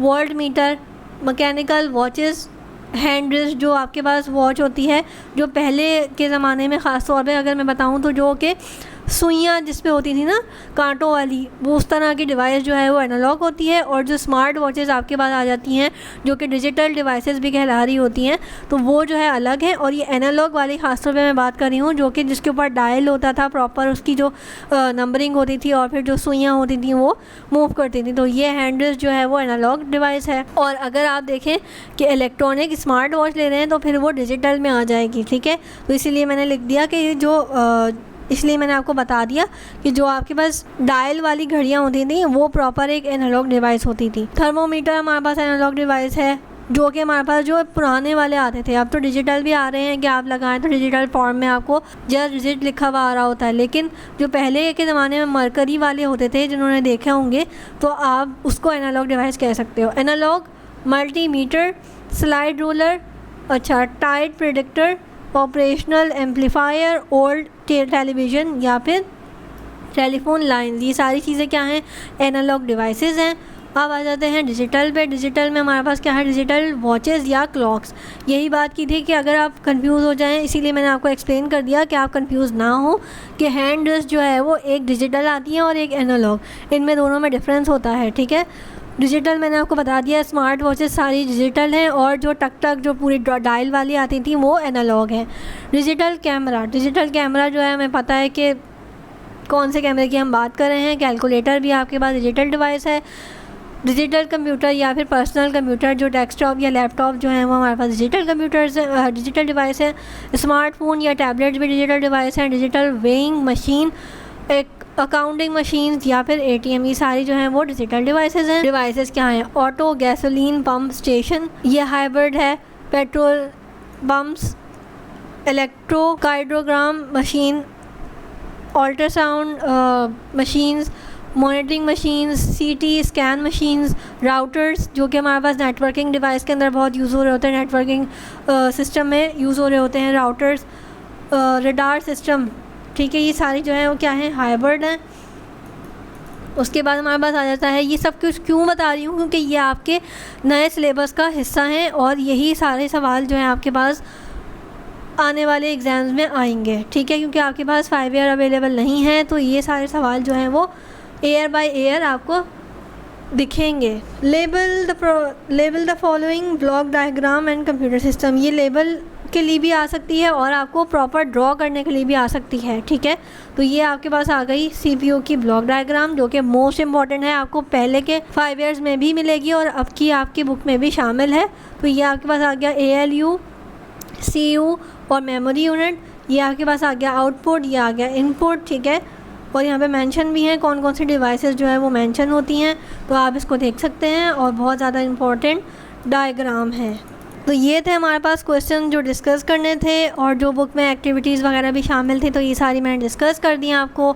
अब हम नेक्स्ट क्लास में शॉर्ट क्वेश्चंस देखेंगे और लॉन्ग क्वेश्चन नेक्स्ट क्लास में कंटिन्यू करेंगे। आई होप कि आपको ये क्लास समझ आई होगी, बहुत ज़्यादा हेल्पफुल रही होगी। मैंने यहाँ पे चीज़ें एक्सप्लेन करी हैं और आपको एक तरह से ये नोट्स भी प्रोवाइड कर दिए हैं। That will really help you in your exam. So till then, अल्लाह हाफिज़।